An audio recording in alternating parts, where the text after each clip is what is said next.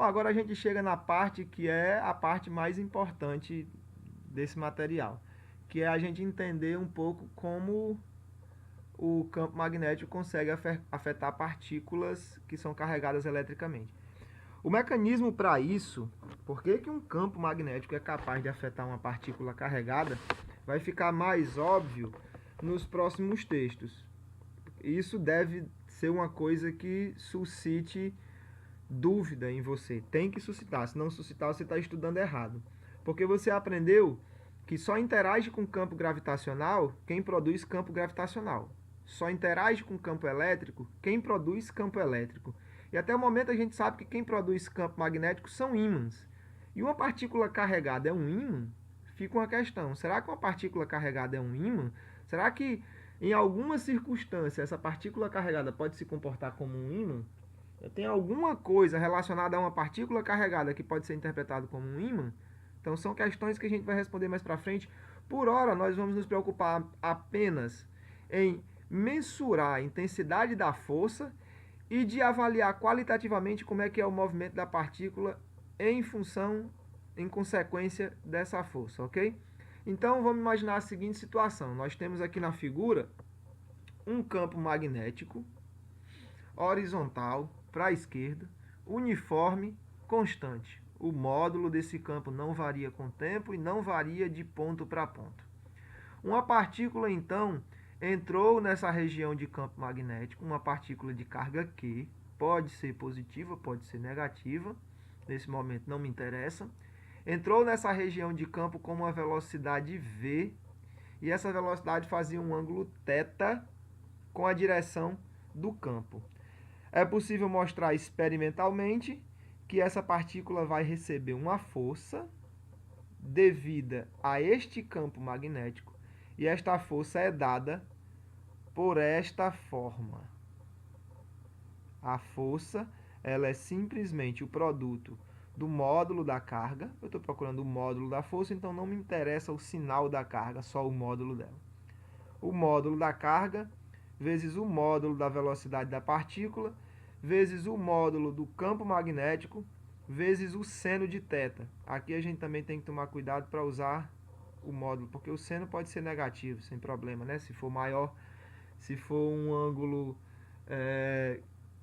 maior que 180 graus, o seno vai dar um número negativo, ok? Então, essa é a equação que vai nos permitir calcular a força magnética que age em uma partícula carregada quando ela se move dentro de um campo magnético.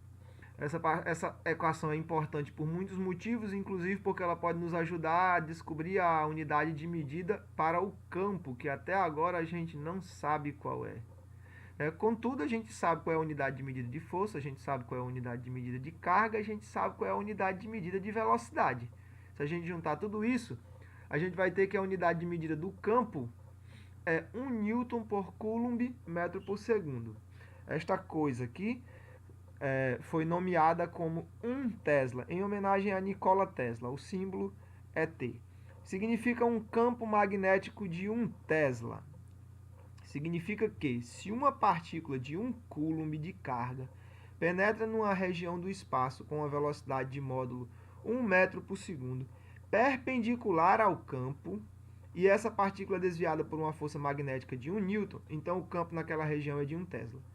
Então, em outras palavras, 1 Tesla seria o campo magnético necessário para que uma partícula de 1 Coulomb com uma velocidade de 1 metro por segundo perpendicular ao campo sofresse uma força de 1 Newton. Ok? Perceba alguns detalhes nesta equação. A força magnética só vai atuar em partículas carregadas. Ok? Se a carga da partícula for nula, a força magnética é nula. A força magnética também só vai atuar em partículas que estejam se movendo em relação ao campo. A velocidade da partícula for nula, a força magnética é nula. Lógico, só vai ter força magnética se tiver campo. Mas um detalhe que é muito interessante é o detalhe do seno. Perceba que o seno de 0 grau é zero. Portanto, se a partícula tiver um movimento que é paralelo ao campo, a força que ela vai receber também vai ser zero. Uma partícula que se move exatamente na mesma direção do campo não recebe força magnética nessa direção. Se o ângulo for 180 graus, a mesma coisa. O seno de 180 graus também é zero. Então, se a partícula se move nesta direção e neste sentido, ela também não é afetada pela força magnética. Aqui, observe que o maior valor para o seno será para θ igual a 90 ou θ igual a 270 graus. Então, se a partícula se move em uma direção que é perpendicular ao campo, se θ for 90 graus, perpendicular ao campo, você terá então uma força magnética máxima. Essa é a situação em que a força magnética é a máxima possível, quando a partícula entra numa direção que é perpendicular ao campo. Em qualquer outra configuração, em qualquer outra situação, a força magnética sentida pela partícula vai ser menor do que a força máxima. E a força máxima, observe, quando θ for igual a 90 graus, o seno de θ é igual a 1. Então, a força magnética nessa situação é simplesmente QVB. Ok? Nessas situações em que a partícula se move numa direção exatamente perpendicular ao campo, você pode prescindir do seno. Perceba que, se a partícula tem uma direção que nem é perpendicular ao campo e nem é paralela ao campo, você ainda pode fazer uso desses conceitos que você acabou de aprender. Porque essa velocidade, não sendo perpendicular ao campo, ela pode ser decomposta numa velocidade que é perpendicular ao campo e numa velocidade que é paralela ao campo. Esta componente não será afetada pelo campo magnético, portanto, a velocidade da partícula ao longo do campo permanecerá a mesma, independente do que aconteça. No entanto, essa velocidade aqui, essa componente da velocidade, será afetada por uma força magnética que é proporcional a ela. Seria QV perpendicular vezes o seno, ou vezes o campo magnético. Ok? A gente vai falar disso mais detalhadamente no próximo texto e nas próximas videoaulas. A gente já sabe, então, como determinar a intensidade da força magnética. Contudo, é importante que a gente aprenda a determinar o sentido da força magnética. Afinal, ela é um vetor. E para a gente poder descrever no futuro como vai ser o movimento de uma partícula dentro de um campo magnético, não basta conhecer apenas a intensidade da força. A gente tem que saber em que direção a força atua. Bom, matematicamente, a força magnética pode ser calculada, o vetor força magnética pode ser calculada assim. Ok? Essa operação matemática aqui é conhecida como um produto vetorial e não está ao nível do nosso curso. Portanto, para suprir essa carência, a gente faz uso de uma regrinha prática chamada regra da mão direita. Sempre que uma partícula se move dentro de um campo magnético, você tem duas direções já definidas, que é a direção do campo e a direção da velocidade. Para definir, então, a direção da força magnética, você vai fazer como a figura sugere. Você vai estender esses 4 dedos na direção em que aponta o campo magnético e o seu polegar tem que estar espalmado na direção em que a partícula se move.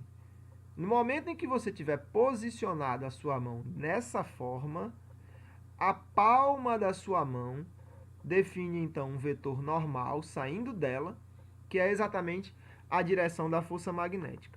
Você pode verificar isso nestas figuras aqui. Se você usar a sua mão e apontar os seus dedos,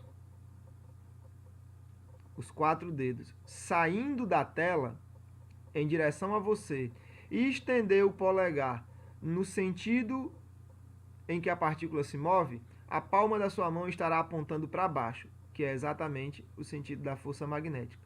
Contudo, perceba que, em virtude dessa regra, a força magnética tem sempre uma direção que é perpendicular à velocidade.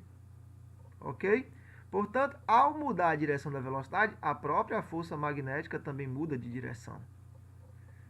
Isso vai acontecer de forma constante. Sempre que a velocidade se alterar, a força magnética vai se alterar. Perceba que a força magnética, sendo sempre perpendicular à velocidade, ela vai estar sempre atuando na velocidade, puxando-a para dentro de uma curva.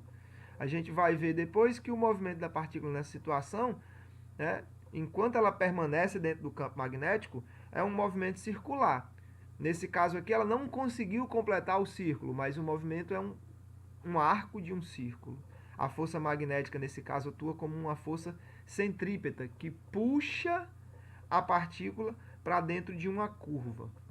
Ok?